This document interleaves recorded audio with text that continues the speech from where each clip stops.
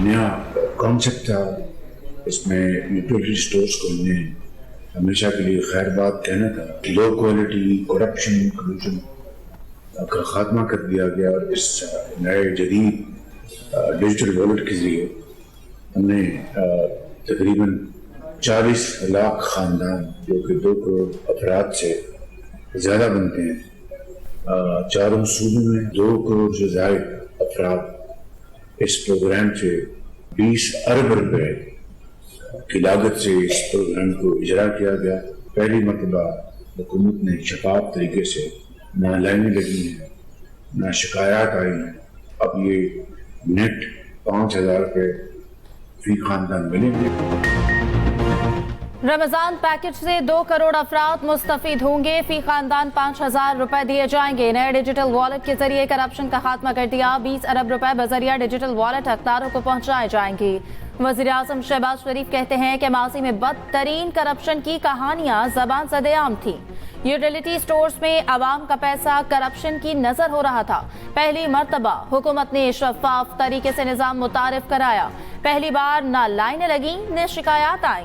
वज़ीर आज़म का national telecom headquarters का दौरा, रमजान पैकेज के मॉनिटरिंग निज़ाम का जायजा, ब्रीफिंग ली।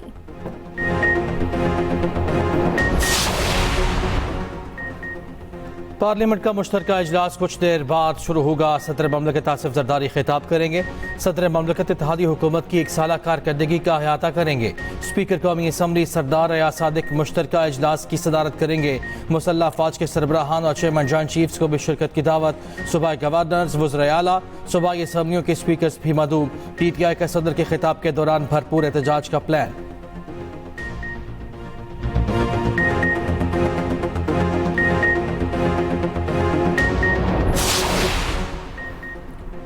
इत्तेहादियों के तहफ़्फ़ुज़ात दूर करने की कोशिश। वज़ीर आज़म शहबाज शरीफ और बिलावल भुट्टो ज़रदारी की मुलाकात आज होगी। वज़ीर आज़म ने चेयरमैन पीपल्स पार्टी को इफ्तार डिनर पर मदऊ कर लिया। मुल्क की सियासत, खुसूसी तौर पर पंजाब की सूरत हाल पर गुफ्तगू होगी। बिलावल भुट्टो के हमरा पीपल्स पार्टी का वफ्द भी होगा। वफ्द में यूसुफ रज़ा गिलानी, नवीद कमर, राजा परवेज अशरफ समेत सीनियर रहनुमा शामिल।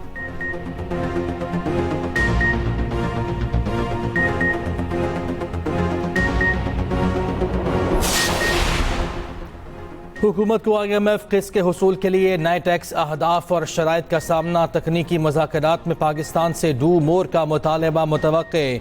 आइंदा माली साल के बजट और गर्दिशी कर्ज में कमी पर मुज़ाकरात होंगे। बिजली के बिलों पर 2.80 रुपये फी यूनिट सरचार्ज लगाने की तजवीज़ ज़ेर गौर। इलेक्ट्रिक व्हीकल पॉलिसी में टैक्स इस्लाहात पर भी गुफ्तगू। पेट्रोल और डीजल गाड़ियों पर कार्बन टैक्स लगाने के इम्कान पर गौर होगा। कोयले से चलने वाले बिजली घरों पर कार्बन लेवी आयद करने की तजवीज़ पर भी बातचीत। निजकारी के शॉर्ट टर्म प्लान पर हतमी बातचीत मुतवक्के। किसी भी हालात में सिविलियंस का फौजी अदालतों में ट्रायल नहीं किया जा सकता। सिविलियंस के मिलिट्री ट्रायल केस में हामिद खान के दलाइल। कहा कि फौजी अदालतें आईनी तरमीम के बगैर कायम नहीं हो सकती। फौजी अदालतों से मुतालिक आईनी तरमीम भी मखसूस मुद्दत के लिए हो सकती है। इस सूरत में फौजी अदालतों के फैसलों के खिलाफ अपील का हक भी दिया जाना जरूरी है। मौजूदा हालात में ऐसी कोई सूरत हाल नहीं। जस्टिस मोहम्मद अली मसर ने इस्तफसार किया कि 26वीं तरमीम के बाद फौजी अदालतों के फैसलों के खिलाफ अपील कहाँ हो सकती है। हामिद खान ने कहा कि हाई कोर्ट में रिट दायर की जा सकती है, मगर इसका दायरा इख्तियार महदूद होता है।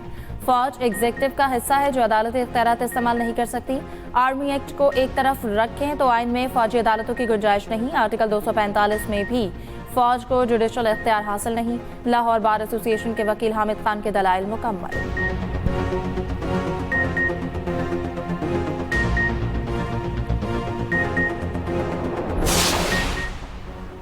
9 मई मुल्ज़िमान की ज़मानत मनसूखी की अपीलों की समाअत ईद के बाद तक मुलतवी। पंजाब हुकूमत की इस्तदा मंजूर। रवां और आइंदा हफ्ते मुकर्रर तमाम मुकदमात की कॉज लिस्ट मनसूख। चीफ जस्टिस याहिया अफरीदी की सरबराही में 3 रुकनी बेंच ने समाअत की। जुल्फ़िकार नकवी एडवोकेट ने इस्तदा की। पंजाब हुकूमत ने मुझे 9 मई मुकदमात में वकील मुकर्रर किया, तैयारी के लिए वक्त दिया जाए। चीफ जस्टिस ने रिमार्क्स दिए, गुज़श्ता समाअतों पर एडिशनल प्रोसिक्यूटर वक्त मांगते रहे, ऐसे नहीं चलेगा। ये कोई एक केस नहीं, 50 के करीब अपीलें हैं।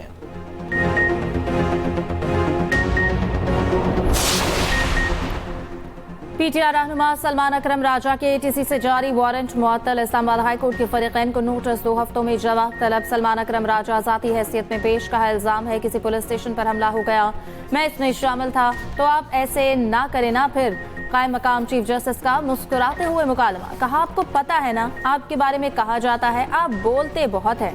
सलमान अकरम राजा ने कहा मैं पहले गिरफ्तार हो चुका हूं, पेशी के बावजूद वारंट जारी होना हैरान कुन है। मेरे नाकाबिले जमानत वारंट जारी हुए, ये संजीदा मामला है, ये तो वाकई संजीदा मामला है। कायम मकाम चीफ जस्टिस का मुस्कुराते हुए मुकालमा।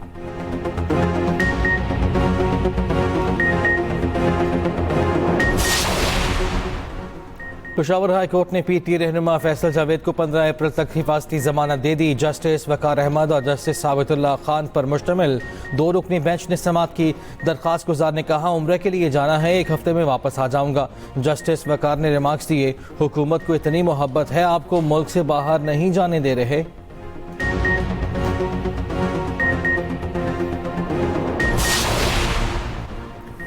सुप्रीम कोर्ट आईनी बेंच का सुपर टैक्स केस की समाअत रोजाना की बुनियाद पर करने का फैसला। कंपनी वकला की समाअत ईद उल फितर के बाद तक मुलतवी करने की इस्तदाम मुस्तरद। जस्टिस अमीनुद्दीन ने रिमार्क्स दिए। Justice Aamir Farooq Islamabad high court में मामले पर फैसला दे चुके हैं, आईनी बेंच दोबारा तश्कील देना पड़ेगा। जस्टिस मोहम्मद अली मसर ने कहा कि फारूक नसीम साहब ईद तक ये केस मुकम्मल नहीं होगा, जो केस चलाना चाहते हैं इनको तो चलाने दें, कम अज कम केस चलना तो शुरू हो। समाअत कल तक मुलतवी।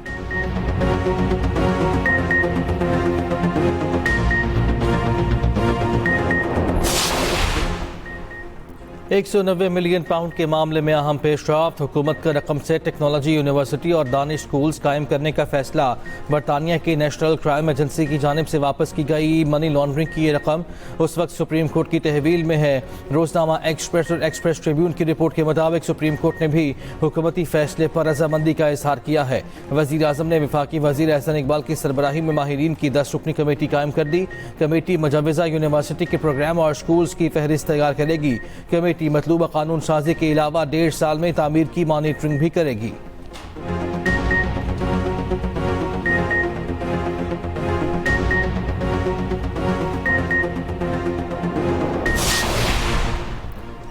स्टेट बैंक की मॉनेटरी पॉलिसी कमेटी का इजलास आज होगा। कमेटी शरह सूद में कमी या बरकरार रखने का फैसला करेगी। कमेटी गुज़श्ता 6 इजलासों में शरह सूद 10% तक कम कर चुकी।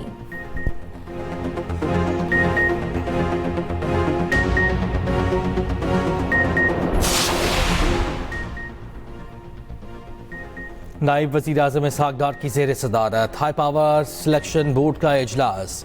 11 अफसरान की ग्रेड 22 में तरक्की की मंजूरी। सेक्रेटेरिएट ग्रुप के 5 अफसरान को ग्रेड 22 में तरक्की दे दी गई।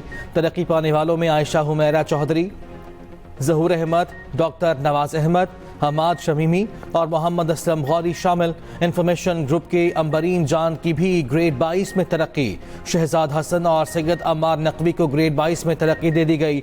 इकोनॉमिस्ट ग्रुप के डॉक्टर इम्तियाज़ अहमद और पोस्टल ग्रुप के समीउल्लाह खान की भी ग्रेड 22 में तरक्की।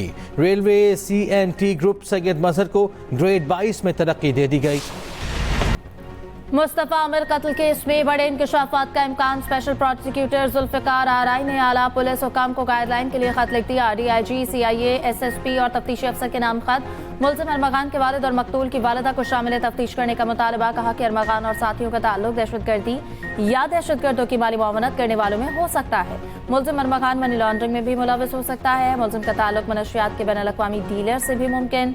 मुलजिम और मकतूल के दोस्तों को भी शामिल तफ्तीश किया जाए। अरमगान की जायदाद, बिजनेस, बैंक अकाउंट्स और ट्रैवल हिस्ट्री भी हासिल की जाए। मुलजिम ने असलहा कहाँ से खरीदा, किससे खरीदा, मालूमात हासिल की जाए। मुलजिम से बरामद होने वाली तमाम अशिया का फॉरेंसिक कराया जाए। सोशल मीडिया, प्रिंट और इलेक्ट्रॉनिक मीडिया के मवाद को केस प्रॉपर्टी बनाने का भी मुतालबा।